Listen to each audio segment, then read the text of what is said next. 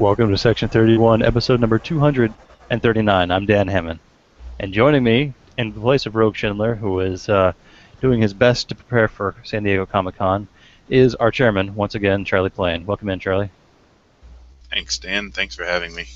No problem. Charlie is going to join us because last weekend we had a TUI event here in San Diego, local. We had 6 people show up. Charlie was one of them. In fact, Charlie was running the tournament. Charlie's taken over running a lot of the events since my days have become much more eventful, and I've had a lot less time to deal with things like that. So thanks for that, Charlie. Did you have any rules questions this time? Yeah, actually, there was a rules question about the old twofer dilemmas. The unless you have a personnel with 2 this and 2 that, all your personnel are stopped. Yeah. And its interaction with Chakotay, Voyager Chakotay.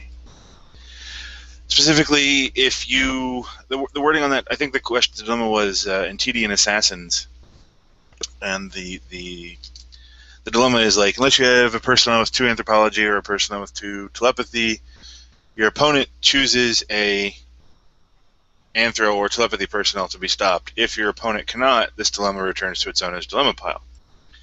So the question was, if I choose a guy to be stopped and then unstop the guy with Chakotay, does the dilemma return? And there was a little hemming and hawing, and ultimately I said yes, because it's the sort of the same wording as the one-cost stoppers that are, choose a leadership or security personnel to be stopped. And if you can't, somebody dies. And I know if you prevent the stop on that, somebody dies. So the logical inference was, if you prevent the stop here, or your opponent is otherwise unable to choose somebody to be stopped, the dilemma returns and everybody stops. So that was the ticky-tackiest rules question. I know there was a couple other smaller ones, but those didn't make me have to think too hard. So against the twofer dilemma, Chakotay is not a good play because then everyone will be stopped. Is that what you're saying? Yes, but at the same time, if you're playing Chakotay, you're playing Fed, so you probably have security drills, so you can probably just double up your anthro or telepathy skill and not have to deal with the dilemma at all. So fair enough. But that was the biggest rules question I remember.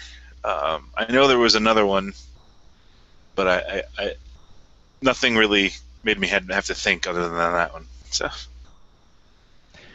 Well, let's see. We played each other in the 3rd round? Last round, the 4th round. Last round. 4th round. So you were playing a... Wow, do I have any recollection? No, you were playing a Mirror Starfleet deck, is that right? Nope. I played Bajoran. Johnny was playing Mirror Starfleet. That's right. You were playing new Bajoran headquarters with just beefy personnel that I kept putting out of play, and you just kept getting them right back again. Yeah, I in the discard pile anyway. I had wanted to play new. Obviously I play stuff a lot when it's in testing. So I'd done a lot of Bajoran testing when we were doing Return to Grace, but I hadn't really had the chance to put them together since then. And so Bajoran is probably my favorite affiliation, and the one I have sort of the longest history playing.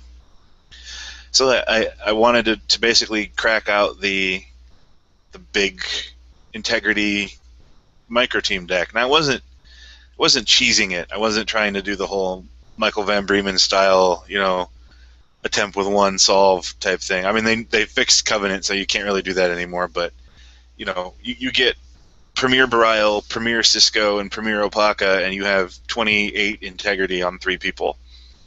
You add in any number of other 8 integrity Bajorans, and I can attempt with 9 and solve with 4. So it's more of a, I can solve with a small number of people rather than I'm going to avoid your dilemmas by only attempting with a couple. But I threw in the orbs, and I had a moment where I forgot that New Bajor only let you play equipment early. So I had Resic and Flute and Thoughtmaker in my deck, and then I realized in the first game, oh yeah, I can't play those until I solve a mission. It still came in handy. Like Resic and Flute came in handy because people were blowing up my heightened perception all day, and I was able to sort of recur it a few times. But yeah, I mean, for a rough build of the deck, it went 2-2, and my 2 losses were pretty close. I wrote a tournament report, so you can read that if you're really interested. But the central premise of the deck was just, either play Bajorans, energized to get them cheap, or use a session to suck good people in, or use Borum to swap good people in, or use the Orb of Prophecy and Change to swap out for what you need. And it's a good deck, when you can put up like 80 integrity on 10 people, and you need to stop 50 of it to stop my mission. And it was a good deck. So. Well, I think I might have scored 10 points on you. I was playing a silly 3 headquarters deck and a lot of dissidents that just never really got out of the gate against you. But I felt like I was slowing you down a little bit, but I just never could get going. Oh, that's right, I decked you. I was very proud of that. Yes, you did deck me, and then I lost all the cards in my hand. Well, I had 1 card in hand, and you killed Lee Nollis, and I had to discard it. So you considered it a moral victory that I had no cards in my deck and no cards in my hand. That's right. I mean, it was sort of a bad matchup for you because, I could either Borum swap in the people, or I could use the Orb and, oh, you killed Cisco, okay, he's back. It was sort of a... Yeah, and as I'm filling up your discard pile, I'm thinking, wow, that plays right into your deck, and, whatever. Yeah.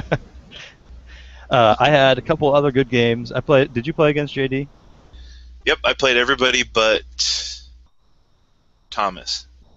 All right, JD was running a thief deck, and he stole all of my events over the course of, I think, because he was recurring cards too, so he must have taken, at least 4 of my events and just dropped them back on top of his display of wealth. I think he got about 20 points off of that by the end of the game. I had more bonus points than he did, but he took my heightened perception and then used it against me the entire game. It was not cool. Wow, that's an expensive loss. I mean, I was sad that he took my Tongo and then refused to play Tongo with his Ferengi, but well, I got 5 points out of it. Like, because if you steal an event that costs 3 or more, the other guy gets 5 points. So he took the heightened perception, which was the right play because it made my dilemma pile really good. But so it was, and then I played an Astrolab, and I could finally use my, Bajoran ships to get around. He's like, I'm going to take that. I don't even need it. I'm going to put it on display of wealth. I don't even care. I just took it because I can. Yeah, that was the first time playing against him. He had that ship that lets you steal things out of your discard pile. That was the first time I used Ducat to actively keep my discard pile clean. Make sure there was only personnel there and no events or anything. I felt like I had a good strategic game. I think that was my one, the one strong game I played. Unfortunately for JD, I felt pretty good about that game. I got my missions done. I got my bonus points, and it worked out well for me. What was the final on? Did he score many points off of display of wealth on you? Did he get that going? He only got it going like the last turn of the game. I think he got maybe 10 points out of it, and he solved 1 mission after I stood him up at his first mission for quite a while. So he had a mission and some bonus points against me, but he didn't really get his... He didn't get his engine going early, and so he was just kind of chunking along. It sounds like in his other games he got his engine going, and yeah, I mean he was taking some cards. He took a session right out of my hand with the ship, so that was kind of sucky. And then Energize consumed my Energize took my Covenant, which he then subsequently took when Covenant was gone, and he had some good cards, and he played well. He ran into the problem that you ran into with Thieves, is they're just kind of awful at solving missions, and my dilemma pile was nice and annoying and stood him up for a while. So Yeah. Uh, so you didn't play against Thomas, you said? no, I didn't, and I kind of wish I had because I heard he was also playing Bajoran. Yeah, he was also playing Bajoran. I want to say I got a timed win on him. I don't remember. I think that might have been my timed win. And like about halfway into the next round, he turns around from the booth over there and said, "Man, I could have killed all your people," or something like that. I don't even know what it was about, but apparently he misplayed something, and it would have turned the tide of the game. But I do not know what it was, and I'm sure I'll find out next time. But that was a really close game. My game against Johnny, I felt was really close. He was the one playing the Mirror Starfleet. Did you play against? Yeah. You played against him, right? I did, and he got one of the worst dilemma draws of all time on my space mission, and I solved it in one go, which that usually happens the other way around. I was up 80-0 against Johnny, and he stomped back to beat me 100-0. So Wow. it was a close game. He had a good deck, and we were talking about Mirror Starfleet afterwards and what they need and can get. So it was a good game. Yeah, I was really hoping I could stall him out on his space mission and steal those 10 points away, but with all the Tongo and points I was giving away, I think I gave him enough for a 2-mission win because at I finished my 2 missions and I needed to score my Tongo points, so I couldn't not Tongo, and he just got 5 points and he won. He was at 95, so there was nothing I can do about that. Yeah. My game against, I think, thinking back to my game against Thomas, I think I finished Planet in Space, and he did not. So that's why I think he finished 2 planets or 2 space or something like that. Anyway, so Matt was the one person I didn't play against. You must have played against him. I did. He was my first round opponent, and it was also a close game. I had 2 missions. I was up 2 missions to none, and he solved 2 missions in 1 turn for the win. That's his. He was playing Voyager 2-mission win. He was doing. I think the ideal scenario was to do Seek Savior for 50, and then go to the Alpha Quadrant and do. It's not Aid Lost Colony. Maybe it's Aid Lost Colony. It's the 50-point mission that's 10 for every mission that doesn't require something. But in a Voyager deck, all of his missions required one of those skills, so he could get two 50-point missions. And I stopped him quite a few turns at Seek Savior, and then he went to his planet, and he went with like 12 people, and I just couldn't. My dilemmas just didn't really work, and he was able to Chakotay one and revise Chakotay the other, and I just didn't quite get enough, and he solved, and then he went from 0 to 100 in 1 turn. So I mean, I feel like they were close games and had things shaken out a little bit differently with the dilemma selections. I could have won that one too, but Matt did go on to win the tournament, so it's hard to really be all salty about it. But yeah, as I said, that was the one person I get to play against, and he went on to win. So congrats to Matt. And now that I think about it, I think he went on to win triples too, didn't he? He did with your deck, I believe. Right. Continuing the long tradition. Yeah. Dan gets stumped over the head with his own decks. So that's why I bring all the decks for triples at Gen Con. I'll bring about 10 decks and hand them out to everyone, and everyone can beat me senseless with them. So I hope to see you all there at the 10 o'clock events. What do you think of the state of second edition right now, as we're going into European Continentals now, and in a couple of weeks we're going to be going into Worlds? I've never bought into this whole, the game is stale argument that people have been saying for the last couple of years. I mean, I think that second edition has had some problems, and a non-trivial amount of them were on design, but it wasn't that design was doing bad job. It's just that design wasn't pushing anywhere. That we were kind of just making, Peak Performance came out, and there were some really good ideas in that set, and it was somewhat under-tested, and it was somewhat rushed, and there were some complicated cards in there, and we dropped it right before Worlds, and it, excuse me, it broke a deck. The damaged Starfleet and shenanigans. And so we got gun shy for a while. And didn't really push much, didn't really innovate much. I kind of crutched on teams. We let's just keep making teams of random, somewhat connected characters. And, there were some really good teams that came out of that, and then there were some really poor teams that came out of that. And the whole idea of Phase 2 came about from the realization it's like, we can play it safe and sort of stomp around for the next 5 years and watch this kind of happen, or we can do interesting things and bring the game back to a more interesting place and hopefully try to reverse that trend. Now, it's not just that, that trend is not just design. It's a lot of factors, and a lot of people like to focus on, this is the factor that I think it is, and that's the only reason, and everything else is stupid. And it's far more complicated than that. I mean, the lack of consistent, high-level organized play in North America was certainly a factor, and that's being addressed with Masters tournaments, which I have a lot of high hopes for.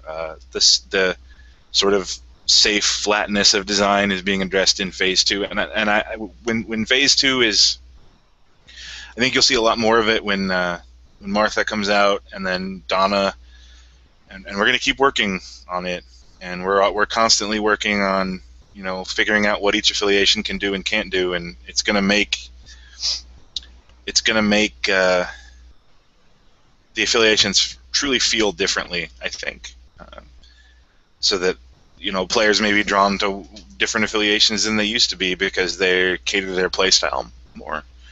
That being said, the top tier, the top cream of the crop, top 1% of players and decks are always going to use the best cards. They're always going to use the best dilemmas. They're always going to use the best personnel, the best missions, because that's the super competitive area, and you need the math to work out in your favor. You need you need your deck to be smooth, and your skill matrix to be solid, and your cheaters to be efficient. And it's going to take a while it always takes a while for new cards of any kind to get into that top tier. The conventional wisdom is it takes 6 months after a set releases to really see the impact of that set. And Return to Grace came out in February, so August is really about the time frame we would start seeing it. People tend not to take a lot of crazy risks for their competitive decks for regionals and continentals, so I'm not going to be terribly surprised if we haven't seen a lot of Return to Grace in continentals or worlds this year, although I think people will start playing with it more after, and I would wager that come next year you'll see a lot of Return to Grace and Martha in decks. To answer your question, the TLDR version is, I think second edition is trending up. I've seen the future, sort of. I'm working on Donna and the set after Donna now, so I know what's coming. I think things are going to be good, and especially if the Trek Masters really takes off like I think it will. I think 2E is going to be in a great place. So that's not to say that there always won't be room for improvement and more that we can do. But yeah, I think it's in a good place. How about you? What do you think? I've been playing a deck on and off for the last few years because I like it and I want to be able to win with it, and I'm just not quite there yet. But when I'm not playing that deck, I feel like I can grab any affiliation and find something that works well enough to have fun with, or find a deck that did really well, like I did this time. I really wanted to try a Chula pile, so I went online, and I think it was Mike Arrington's Chula pile that I took almost card for card. I think I added one or two, and I think that might have helped me because I think someone looked, it was either Johnny or Thomas, I think it was Johnny, was playing against me and guessed that I wasn't running in any of the attempt with more than 9 and you'll get hosed cards, and that was one of the cards I threw in because I like them. And So I captured 2 guys. That was great. I think I captured maybe three of his guys. I don't know. Anyway, and it was fun to play. I mean, I like I, I've never really been very good at tracking, and it doesn't feel like I have to track very much with that dilemma pile. There's a lot of bouncing and a lot of cards that don't go under, and only a lot of I'll stop you with one. I'll stop you with maybe two. A couple cards go on top of the mission. Maybe a Gom 2 goes on your ship, or was it Gom 2? Maybe it was Gom 2. I don't know. But it was a different experience than I've ever had with the dilemma pile, and that is something that I can't say has happened in years. So that was fun. I would I like to see more of that. I also played Chula Dilemma Pile, and uh, you know, there's been a lot of complaints that dilemmas are stale, and yes, Issue of Trust and GOM 2 are still at the top of the power curve, and they're going to be they're good dilemmas, but this Chula Dilemma Pile is fun, and it's weird, and players aren't used to it yet, and it's not easy to think your way through what you want to do there, and it's pretty effective. Like, I had a misfire against Matt, and Johnny correctly, and Johnny figured out that the strategy against Chula with heightened perception is I attempt with 15. So, I think that means put in fractured time so that, you can punish that strategy and make it easier. And if I had done that, I might have won that game. So, there's still a lot of learning to do there. But Chula it's a new dilemma pile. It's a new strategy that you can play. And I look forward to people seeing it. And I will tell you that I think that there is yet another new dilemma pile strategy coming in Martha. Fun. Well, I like the sound of that. Like I said, I had a good time. It's been a long time since I tried something new, and that worked well. And I didn't feel like I needed to really alter my draw deck to match the dilemma pile.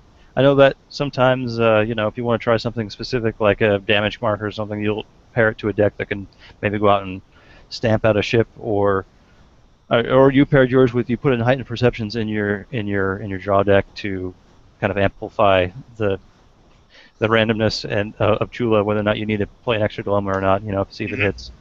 I didn't feel the need to do that at all, and I felt like I was pretty competitive with it. I had a good time. Oh yeah. So, I'm looking forward to more of that. Mm-hmm. I'm also looking forward to taking 1 or 2 decks to Gen Con and playing them over and over and over again in every event, because I don't want to think very much in the days leading up to Gen Con, and I don't. Yeah. I know there's going to be a lot of people that just agonize over what decks they're playing, but you've seen my tournament record and my ranking. I'm not going to win Worlds.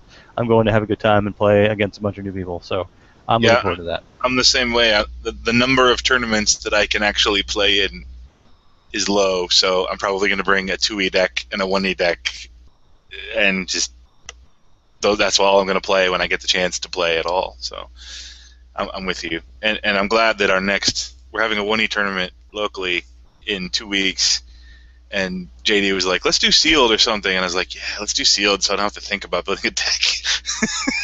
Could just show up and throw some cards together and play. Yeah. So. It should be fun. Let me know if I can print anything preemptively, and Sure. And I'll get that taken care of. Well, But anyway. Yeah, sorry. Go ahead. Yeah, I think we decided everyone's going to bring their favorite TNG block deck, and then we'll draft an OTSD. OTSD pack. So yeah, we're gonna. You can bring. The way we're gonna do it is everybody's gonna get an OTSD box. You keep the OTSD 20, and we're gonna draft the packs, and then you pick a starter deck, a TNG starter deck, and 1 Warp Core card, and you can add those to your pool. So if you only want to print out 1 deck, you can just bring the 1 deck, and that's sort of, I'm playing Fed, so I'm going to draft the good Feds. Or you can, probably what I'm going to do is bring all of my starter decks and then draft what makes sense that I get out of my packs, and then pick the deck that goes best with that and play that. So not that I'm really going to try hard a sealed deck, but I wouldn't advise bringing a Ferengi deck. Probably not going to get very many cards for it. Probably not. I was thinking about bringing Ferengi because I was going to try to narc non-aligns. Uh-huh. and thought about making my warp core card the mercenary one, and then I realized you can't get the mercenary mission, so it wouldn't really work. But at least if you take the Ferengi one, you can sort of grab the strongest non-aligned and the strongest people for temporal micro wormhole, and Yeah, sure. you're not And stepping on everybody's. Then you can sort of focus draft verbs. So like I could draft, the really the gaps in normal space and the incoming messages, and play disruption and not have to be fighting with it.